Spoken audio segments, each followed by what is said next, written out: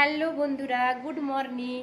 আর আমি এখন দেখো ছাদে এসেছি। আর এখন ছাদে থাকা হয় না, কারণ প্রচণ্ড গরম থাকে। ছাদটা প্রচণ্ড রোদে তেতে যায়, আর ছাদটা খুব গরম থাকে। আর ছাদে আমরা ঘুমোতেও পারি না, দিনের বেলায় তো থাকতেই পারি না। তাই এখন এলাম ছাদটা দেখি অবস্থা কি হয়ে আছে, একটু গুছোতে এলাম। তো চলো তোমাদের সাথে একটু শেয়ার করি। এই দেখো বেডের অবস্থা, সব কাঁথা ফাথা তুলে দেওয়া হয়েছে। আর এইদিকে দেখো জামা কাপড়ের অবস্থা।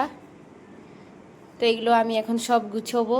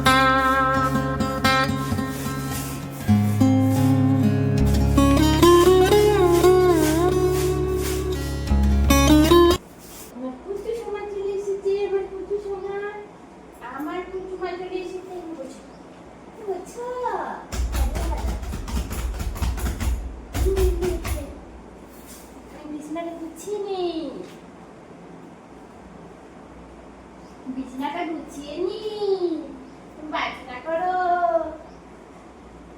দেখো জানালায় দাঁড়াবে, এইসব জানালায় দাঁড়াবে।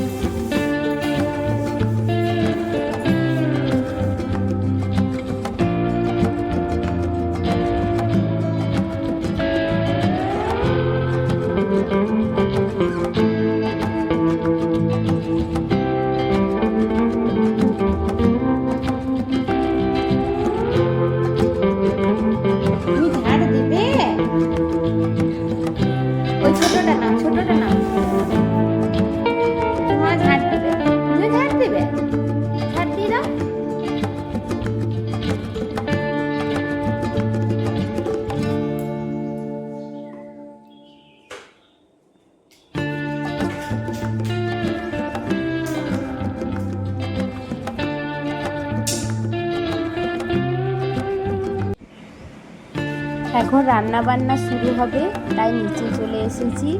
আর আমার শাশুড়ি মা ওখানে শাক কাটছে আর আমি রসুন ছাড়াচ্ছি, শাক ভাজা হবে। আর এগুলো আমাদের জমিতেই হয়েছিল শাক, তোমাদেরকে একদিন দেখাবো আমাদের জমিটা নিজে। তো আমরা এখানে রান্না বান্না করছি। আর এই দেখো আমাদের মেয়েগুলো এখানে ডান্সের প্র্যাকটিস শুরু করে দিয়েছে।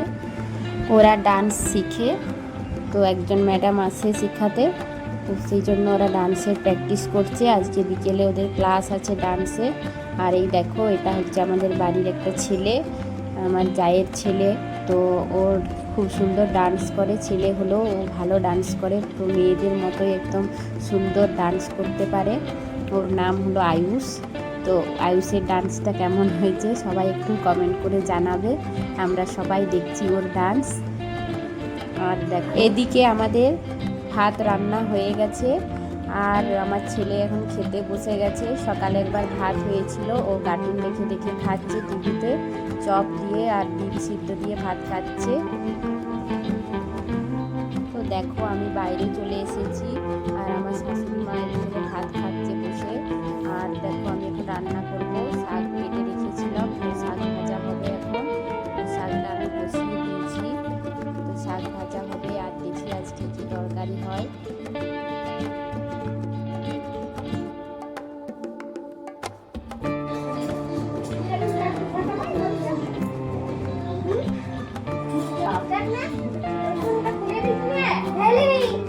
দেখবো বলে